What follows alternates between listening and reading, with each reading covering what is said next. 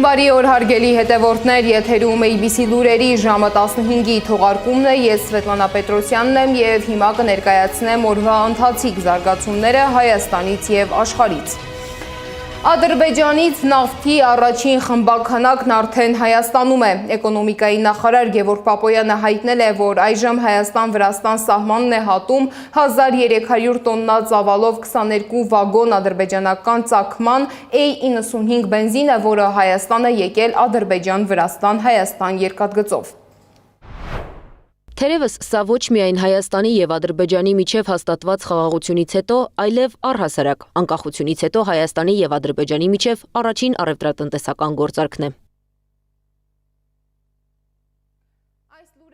Հայտնվել է ադրբեջանական լրատվամիջոցներում։ Ըստ այդ աղբյուրների, մատակարարումը իրականացվում է Ադրբեջանի և Հայաստանի միջև խաղաղության օրակարգի շրջանակում։ Պայմանավորվածությունը ձեռք են բերել նոյեմբերի 28-ին Գաբալայում Ադրբեջանի փոխվարչապետ Շահին Մուստաֆայևի և Հայաստանի փոխվարչապետ Մհեր Գրիգորյանի հանդիպման ընթացքում։ Ադրբեջանից Հայաստան բենզինի առաջին խմբաքանակի ներմուծմանը անդրադարձել է Միասնության թևեր քաղաքական նախաձեռնության անդամ Դավիթ Անանյանը։ Նա նշել է, որ ներմուծվող բենզինի շուրջ առաջացած հանրային աղմուկը բնականաբար ունի և էմոցիոնալ, և քաղաքական բաղադրիչ։ Սակայն եթե փորձենք թեմային մոտենալ սառնասիրտ քաղաքատնտեսական վերլուծության դիրքերից, պատկերը շատ ավելի խոր ու մտահոգիչ կդառնա, քան կարող է թվալ առաջին հայացքից։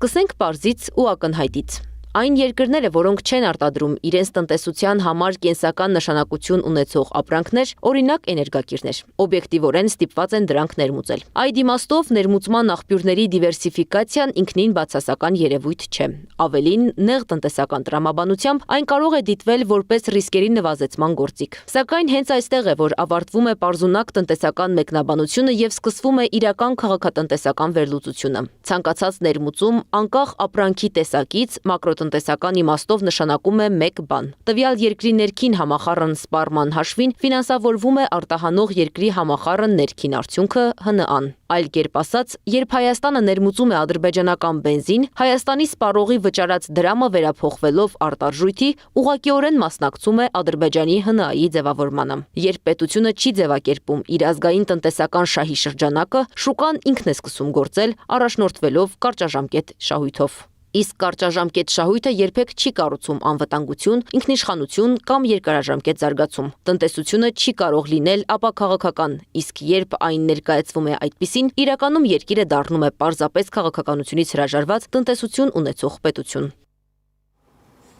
Մինչ մամուլում հայտնվում էր ադրբեջանական բենզինի Հայաստան գալու լուրը, մայր աթոռում գերլարված վիճակ էր։ Կաթողիկոսի հրաժարականը պահանջող 10 եպիսկոպոսները մոտեցել էին վեհարանին։ Այդ պահին ամենայն հայոց կաթողիկոսն արդեն դուրս էր եկել վեհարանից և մասնակցում էր մայր աթոռում անցկացվող միասնական աղոթքին։ Վեհարանի բակում եպիսկոպոսները բարձրախոսով հայտարարություններ էին անում, սակայն նրանց հայտարարությունը գրեթե չէր լսվում եկեղեցու բակ եկած քաղաքացիների վեհափառին աջակցող վանկարկումների տակ։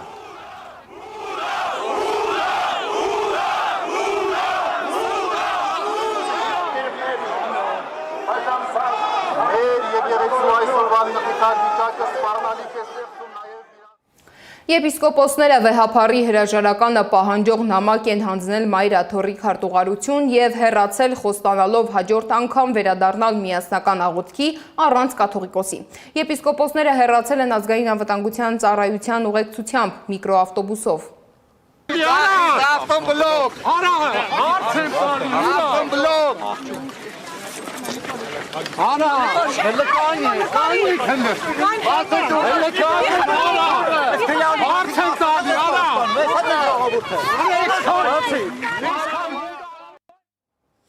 Միասնական աղոթքից հետո վեհափառը շեշտել է, որ խնդիրները պետք է լուծվեն կանոնական կարգով։ Այսօր տագնապային օրեր ենք ապրում, մեր երկիրը կանգնած է անվտանգային լուրջ մարտահրավերների առջև, բայց հանրության մեջ հաշտության, միասնության ոգին վերականգնելու, եկեղեցի պետություն խաթարված հարաբերությունները վերականգնելու փոխարեն շարունակվում են հարձակումները հայ եկեղեցու հանդեպ։ Սուրբ Էջմիածնի հանդեպ հերթական ոտնձգությունը կատարվեց այսօր, ցավոք նաև որոշ մեր հոգևոր եղբայրների միջոցով, սակայն հավատավոր մեր ժողովուրդը մնում է աներեր։ Հրմշտոցի ընթացքում վատացել է Տեր Վրդանես քահանա Բաղալյանի ինքնազգացողությունը։ Ըստ Տեր Մանուկ քահանա Զեյնալյանի քահանայի առողջական վիճակը այս պահին լավ է։ Նա վիրահատվել է Էջմիածնի բժշկական կենտրոններից մեկում սրտի սուր մկանային կաթվածի պատճառով։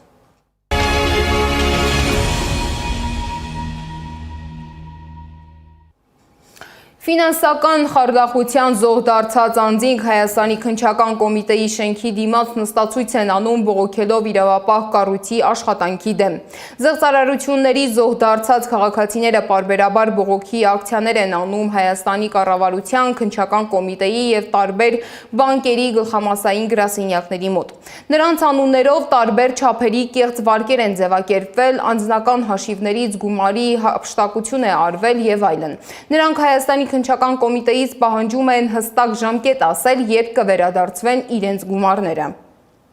Ներքին գործերի նախարարության կիբերանվտանգության վարչությունը, գլխավոր դատախազության սեփականության իրավունքի պաշտպանության վարչությունը, քննչական կոմիտեի հատուկ կարևոր դեպքերի քննության վարչությունը, սրանց ձախողման հետևանքով են քաղաքացիները դարձել զեղծարարության զոհեր եւ կրել հսկայական նյութական եւ ֆինանսական վնասներ։ Իսկ ժամկետի մասին ասելով, դուք նկատի ունեք ժամկետ նշեն, երբ կոնկրետ կվերադարձվեն գումարները, թե երբ կբացահայտվեն դեպքերը նաև։ Դեպքերի բացահայտումը նրանց օրենսդրական պարտականությունն է։ Քաղաքացիների իրավունքների պաշտպանությունը եւ քաղաքացիների իրավունքների վերականգնումը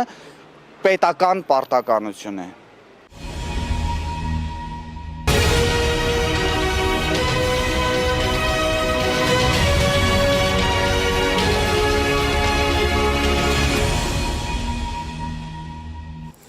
Բրյուսելում Եվրամիության գլխավոր գրասենյակի դիմաց ֆերմերները բողոքի ակցիա են կազմակերպել Եվրամիության եւ Մերկոսուրի միջև առևտրային համաձայնագրի դեմ։ Միջազգային մյուս լուրերը հավաքագրել է իմ գործընկեր Զառա Սարգսյանը։ Դոնալդ Թրամփը կասեցրել է Գրին քարտի վիճակախաղի ծրագիրը։ Միացյալ Նահանգների անվտանգության նախարար Քրիստի Նոեմը նշել է, որ Թրամփը հրահանգել է Միացյալ Նահանգների քաղաքացիության եւ ներգաղթի ծառայություններին դադարեցնել ծրագիրը։ Նման որոշման համար պատճառ է դարձել Բրաունի համալսարանում տեղի ունեցած ողբերգությունը։ Հրաձգություն իրականացրած տղամարդն ԱՄՆ էր եկել 2017 թվականին հենց այս ծրագրով։ Այս զզվելի անհատին երբեք չպետք է թույլ տրվեր մեր երկիր մտնել, նշել է Նոեմը։ Միացյալ Նահանգները, Հունգարիան եւ Սլովակիան չեն համաձայնի Ուկրաինայի անդամակցությանը ՆԱՏՕ-ին, հայտարարել է ՆԱՏՕ-ի գլխավոր քարտուղար Մարկ Ռյուտեն։ Եթե խոսքը ՆԱՏՕ-ին Ուկրաինայի անդամակցության մասին է, ապա սա եւ սկզբունքային եւ գործնական տարր է պարունակում։ Սկզբունքային տարրն այն է, որ Եվրատլանտյան տարածաշրջանի ցանկացած երկիր կարող է ՆԱՏՕ-ին անդամակցության ցանկություն ունենալ։ Գործնական խնդիրն այն է, որ մի քանի երկիր չի համաձայնի դրան, ասել է նա։ Զելենսկին ուզում է խաղաղություն, հատկապես հիմա, հայտարարել է Բելարուսի նախագահ Ալեքսանդր Լուկաշենկոն։ Ես վստահ եմ, որ Պուտինը խաղաղություն է ուզում, Զելենսկին էլ է նույնն ուզում, բայց նրանց տեսակետները պատերազմի ավարտի վերաբերյալ տարբեր են, ասել է Բելարուսի նախագահը։ Խոսելով Պուտինի մասին, նա նշել է, որ Ռուսաստանի նախագահը շատ լավ մարդկային որակներ ունի, բայց քաղաքականության մեջ նա հովվարշուն է։ Իսրայելը Եգիպտոսի հետ 35 միլիարդ դոլարի գազային համաձայնագիր է կնքել։ Իսրայելի վարչապետը համաձայնագիրը որակել է որպես Իսրայելի պատմության մեջ ամենամեծ գազային համաձայնագիրը։ Նրա խոսքով համաձայնագրի արժեքը 112 միլիարդ շեկել է, մոտ 34.6 միլիարդ դոլար։ Այս համաձայնագիրը մեծապես ամրապնդում է Իսրայելի կարգավիճակը որպես տարածաշրջանային էներգետիկ տերություն, նշել է Նեթանյահուն։ Ֆրանսիայում բժիշկ Ֆրեդերիկ Պեշյեն, որին մամուլն անվանում է բժիշկ մահ, դատապարտվել է ցմահազատազրկման 30 հիվանդի միտումնավոր թունավորելու համար, որոնցից 12-ը մահացել են։ Թունավորման դեպքերը տեղի են ունեցել 2008-ից 17 թվականներին, 4-ից 89 տարեկանների շրջանում։ Հաղորդվում է, որ նրա նպատակն էր հոգեբանական վնաս հասցնել այլ գործընկերներին, որոնց հետ նա կոնֆլիկտ է ունեցել, եւ ցուցադրել իր ուժը արտակարգ իրավիճակներում օգնության հասնելով։ Ամերիկյան կինոակադեմիայի Օսկար մրցանակաբաշխությունը 2029 թվականից այլևս չի հեռարձակվի ABC հեռուստաալիքով։ Հեղինակավոր մրցանակաբաշխությունը մինչև 2033 թվականը կհեռարձակվի YouTube-ով։ Եվ վերջում Սաուդյան Արաբիայում ձյուն է տեղացել։ Զառա Սարգսյան, Նոնա Գևորգյան, ABC Media։ Այն ժամի համար նախատեսել էինք այսքանը, շարունակեք հետևել մեզ YouTube-ում, Facebook-ում, Telegram-ում, WhatsApp-ում, Instagram-ում ու TikTok-ում կամ այցելեք մեր պաշտոնական կայք 3w.abc.media.am։ ABC լուրերի գլխավոր թողարկումը եթերում կլինի ժամը 18-ին։